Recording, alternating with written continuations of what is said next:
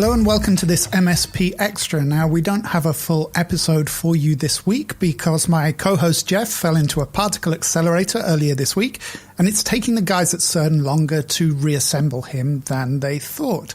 So today we're going to be talking about a topic MSP doesn't touch on very often, and that's Taylor Swift. Now, it has to be said, I'm probably not your average Taylor Swift fan. I probably don't have that much to say about her music, but I did want to talk about her today because of the way that she is using her power, using her influence to actually help to shape the music industry of the future, especially in the way that she's working to give more power back to artists, and she's using her own success as a vehicle to give those artists who are doing not as well as her, giving them a much better deal. So the story came out earlier this week. The story is that Swift left her former record label, which is called Big Machine, and she's left it for one of the huge conglomerate labels, Universal Music Group, also known as UMG. Now, Big Machine is a Nashville-based independent, and that's been her home for her last 6 albums. She's signed there when I think she was 15 years old. Now, it's not that much of a change. It's not as big a change as it seems because Big Machine was and is distributed by Universal. So the way that we access and receive Swift's music is not going to change massively. But it's the terms of that deal that I think are so interesting and worth talking about today. So before we do that, I guess we should talk a little bit about how the music industry typically structures deals with artists. So generally, when you sign, you get a lump sum, an advance, and that's to pay for recording. The record label will also help you with costs for marketing, travel, a lot of the costs involved around, putting an album together, putting a record together, putting singles out, making videos. But that money is essentially a loan. So that means that the majority of artists that are signed by a label make no money either for themselves or for that label because music is based on trends. So when you release a record, some people are going to like it, some people aren't. So not every record that gets released turns into Rihanna.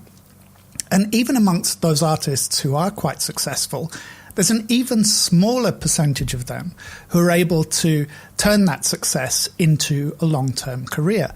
So the big artists become really, really important to the label. One of those artists with either a huge or a really underperforming new record can make the difference between profit and loss, even for these enormous publicly listed record companies. And that means that these big stars actually have enormous power over the labels. And where Swift is a little bit different from most of her peers is that she uses that power to help other artists.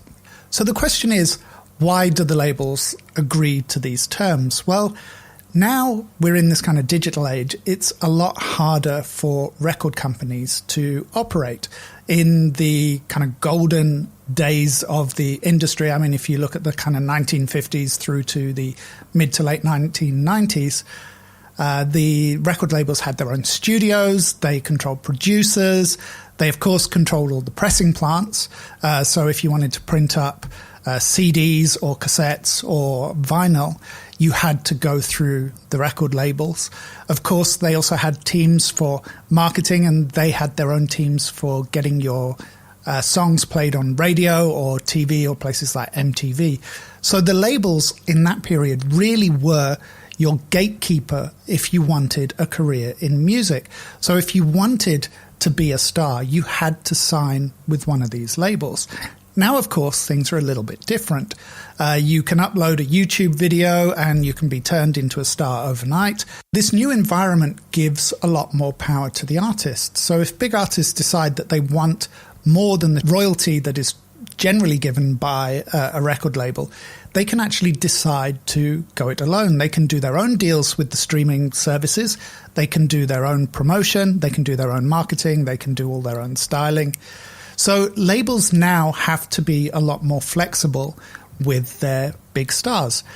But most of the stars use that power, obviously, to enrich themselves. Whereas Taylor Swift, throughout her career, has used her position to help other artists. She has campaigned against Apple Music, who had a practice of offering no royalties to artists during the free trial period when you tried the service. She has also campaigned for better payments for artists from Spotify for their free ad-supported tier. It would be quite easy for an artist like her just to build those exemptions for herself. So to go that extra mile is a really admirable and quite selfless act. What's unusual about Taylor Swift's deal with Universal is that she's included a clause in her contract that actually compels the label to do something for other artists. And that is, it's certainly the first time that I've ever heard of it. In this instance, it's to do with Spotify again. Sony, Universal and Warner, the big three record companies, all took shares in Spotify a few years ago, and they pledged that they would share the profits of the sale of that stock with their own artists. Swift's contract contains a clause that Universal shares money with all artists no matter what their debt to the label. So as I said, this is an artist making use of her power and her strength, especially when it comes to this kind of digital and technology-dominated side of the industry, using that power to enrich other artists. So for this reason, MSP is a Taylor Swift fan. Of course, this is a technology show, so we will push it a little bit further. And we have to ask the question as well, do labels still need human artists like Taylor Swift? You know, if it's so hard to make money from human artists, you have to wonder why they bother. And we are seeing more virtual artists, especially from countries like Japan, where you have manga characters, for example, embarking on singing careers. But typically there is a human voice underneath that. Now, we already have a lot of studio tools like Auto-Tune, which can treat voices and make them sound a lot more mechanical. So it isn't inconceivable that we will be able to simply bypass that approach and program the singing and use tools like Auto-Tune to actually manufacture voices.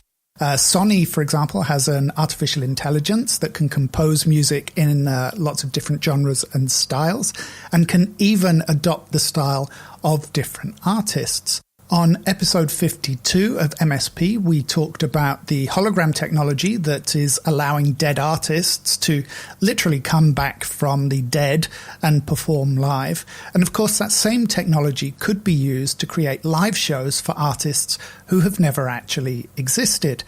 That's the kind of future I would be betting on if I were a label. Just cut out the artist completely, keep 100% of the money for yourselves, and not have to worry about all of these troublesome clauses and percentages and royalties.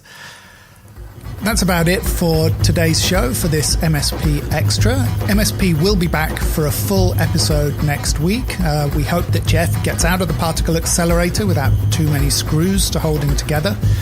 If you do like these shows, come and subscribe on your favorite podcast app.